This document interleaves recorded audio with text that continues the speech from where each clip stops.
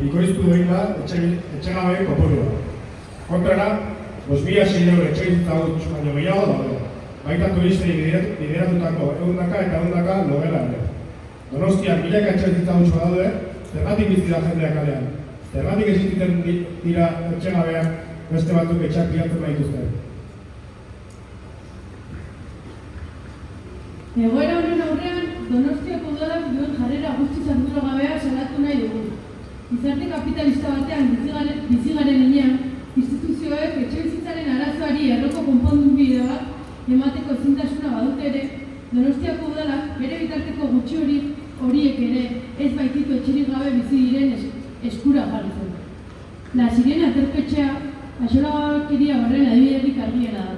Abendutik apirilera bitarte 0 grado azpitik egiten duenetan soilik irekitzen dute etxegabentzat, eta gainontzeko hilabetetan turistei alokatzen diete. Honek agerian uzten du kapitalismoak baliabideak beharraren arabera antolatu ordez, errentagarritasun ekonomikoaren arabera antolatzen dituela.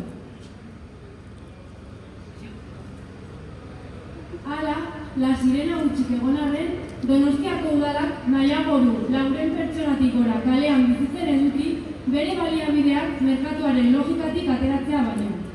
Horregatik guztiagatik honakoa eskatzen diogu udalari. Bat, La Sirena aterpetxea urte osoan kale egoeran bizi diren pertsonetan irekitzea.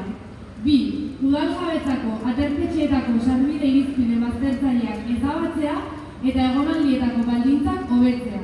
Eta hiru, behar bezain beste udal jabetza bideratzea kale egoeran bizi diren pertsonen beharrak asetzea.